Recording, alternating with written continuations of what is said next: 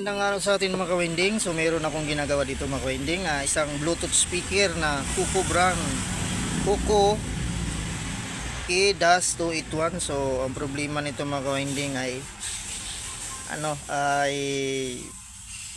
ayaw mag-power at nag-shutdown yung kanyang battery. At ang nangyari dito mga kawinding, so yung na-check ko itong mga kawinding ay sira yung kanyang pinaka-charging IC. So andito yung charging IC niyan mga kawinding, oh. Ayun. Kasi yung kanyang standby na indicator light para sa charger ay nawawala-wala. So ngayon mga kawinding, so pag ganyan na hindi, para medyo hindi mahirapan tayo maggawa, so wala tayong pambunot niyan. So ginawa ko na lang dito mga kawinding, modified na lang, so para madali, at yung may-ari nito ay nagmamadali din. So ayan mga kawinding, so ito na ang ginawa ko mga kawinding ng modified setup na charging IC module. So modified ko na siya ng ganito. So ang problema naman nito mga kawinding ay naubusan ako ng yung lagi kong kinakabit na charging pin na type C, para ilabas ko muna para dito ko i-convert. So ang ginawa ko nito ay yung kanyang charger cord muna ng kanyang charger. So yan, nagbutas tayo dyan sa gilid, kasi ito ilalagay natin dito sa gilid dito para makita at nagcha-charge.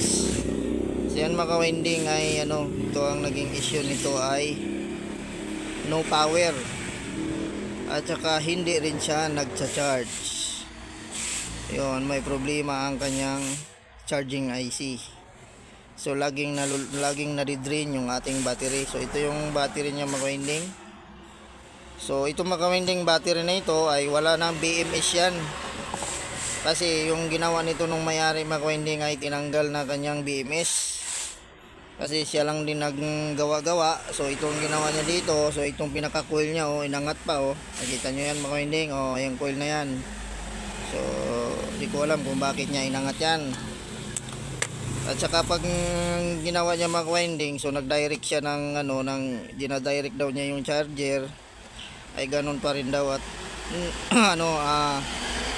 kinakapos ng supply itong kanyang yung kanyang tawag nito, yung kanyang battery. So itong mga kawinding, so nagcha-charge na yan, itong nilagay nating modified na charging module. So magbo-blow yan pag yan ay napuno na. So ito mga kawinding ay i-power on natin. So i-power on natin. Ayan, tingnan natin kung siya ay hindi na ba magsha-shutdown. Ayan. The Bluetooth device is ready to pair. Ayan mga kawinding, meron na The tayo. Bluetooth device is connected successfully. Ayun, nakakunik na. So nagcha-charge na yan mga kawinding. So ayan, so ito lang ang ginawa natin dyan mga kawinding, yung nito mga kawinding, yung yellow na yan, yung negative, yung pinaka out itong yellow, yan yung ginawa kong ground, papunta rin dito sa ground ng board.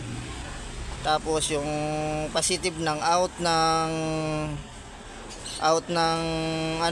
charging module ay dito po natin tinap sa switch ng tawag nito ng Bluetooth, yung pinaka power niya on switch. So ayan, so connected yan dun sa may battery niya, dating supply. So wait lang, at may customer tayo. Ayan, sana ba tayo? At may customer lang kasi mga kawinding. So ayan, yan ang ganitong setup niya mga kawinding.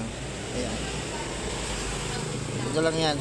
Ayan, ayan, ulitin nga natin. So may customer kasi. So ito yung out ng charging module. So nakatap yan dito sa switch ng ating power on. Ayan mga kawinding. So itong ground niya out. So ayan. So ito mga kawinding ay nagcha-charge na. So ngayon mga kawinding ay tawag nito ay power on ko uli, kasi may customer, para matesting na natin. kung siya ba ay The Bluetooth mamamatay device is ready to pair. at kung The tama ba Bluetooth itong ating device is connected successfully. yung ating modified. So wait lang mga ka-winding at naghanap lang tayo ng music. So ayan, ayan, ayan, ayan mga ka-winding, oh. So ano natin, volume. So ayan, so hindi pa to full charge mga winding. Ayan, oh. Ayan. So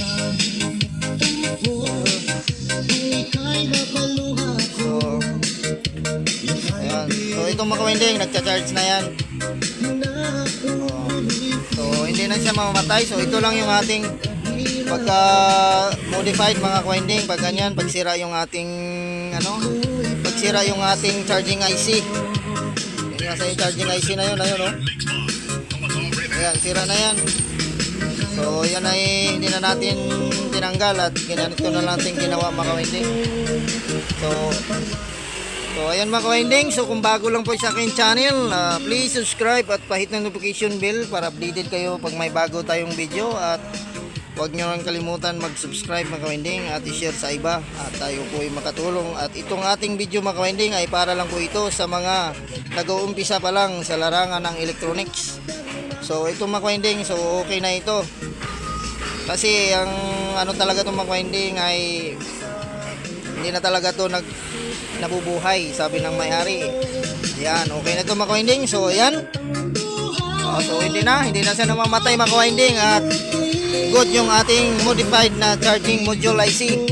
So ayan. So ayan po mga ka-winding. So bye bye na po. Ayan.